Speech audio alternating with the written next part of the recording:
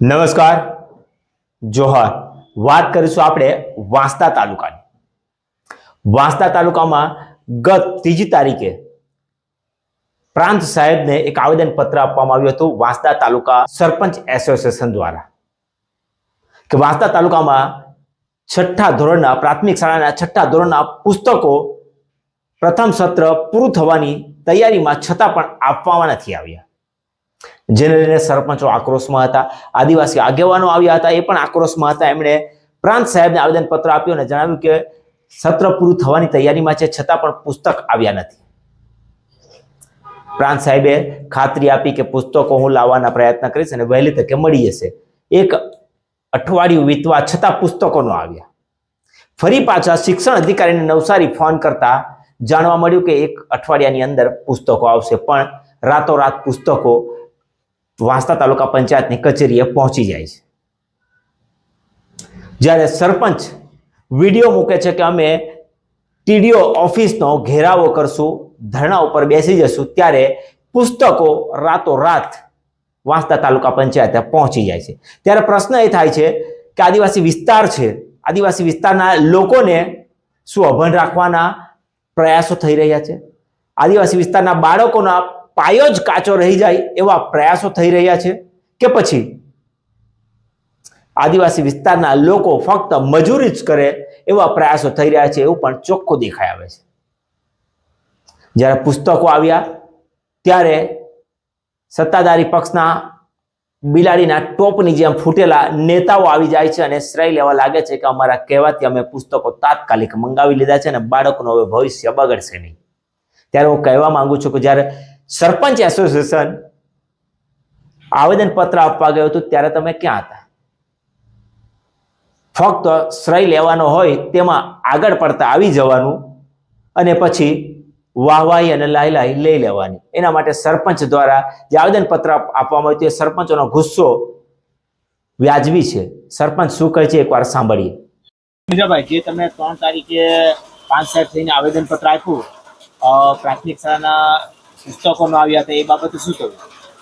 જે 3 તારીખે ધોરણ 6ના સામાજિક વિજ્ઞાનના પુસ્તકો 2 મહિના સુધી આપણા વાંસદા તાલુકાના બાળકોને મળ્યા ન હતા, તે બાબતે સરપંચ એસોસિએશનને જાણ થઈ અને વાંસદા તાલુકાના પ્રાંત સાહેબશ્રીને આવેદનપત્ર આપવામાં આવ્યું।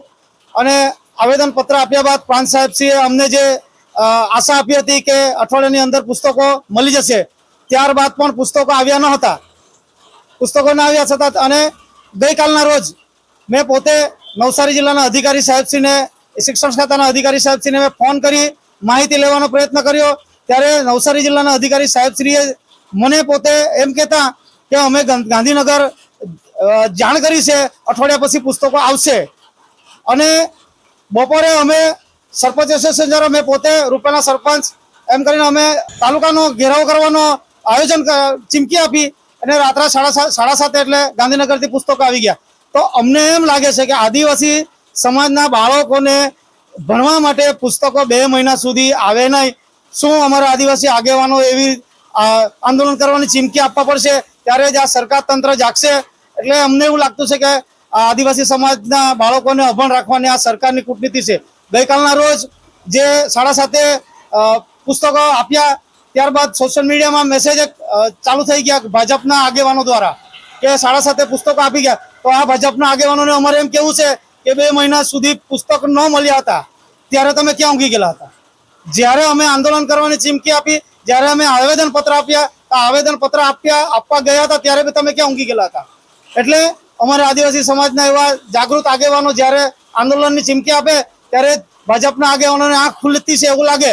એટલે બીજી વાર આ ભાજપના આગેવાનોનું બી એવું તો કહેવા માંગુ છું કે જ્યારે બાળકોના શિક્ષણની વાત આવે ને તો પાર્ટી પક્ષ ભૂલીને આપણા ભારત દેશના ભાવિ પેઢીને શિક્ષણ માટે અન્યાય થતો હોય તો આપણે સૌએ સાથે મળીને બાળકોને પુસ્તક અપાવવાની વિનંતી કરવી જોઈએ। કારણ કે જ્યારે શિક્ષણ ચાલુ થાય, સ્કૂલ ચાલુ થાય એના બીજા કે ત્રીજા દિવસે બાળકોને પુસ્તક મળી જવા જોઈએ, પણ આ સરકારમાં આવું કંઈ થતું નથી।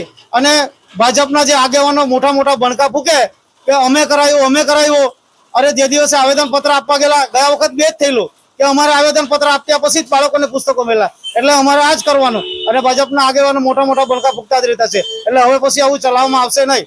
કારણ કે આગેવાનોને મેં એક જ વસ્તુ કે શિક્ષણની વાત આવે એટલે ભાજપ કોંગ્રેસ બધું ભૂલી જઈને બાળકોને શિક્ષણ ક્યાં મળે, સારું મળે, એની એક સાથે અવાજ ઉઠાવીને બાળકોને ન્યાય મળવો જોઈએ એવી હું આશા રાખું છું.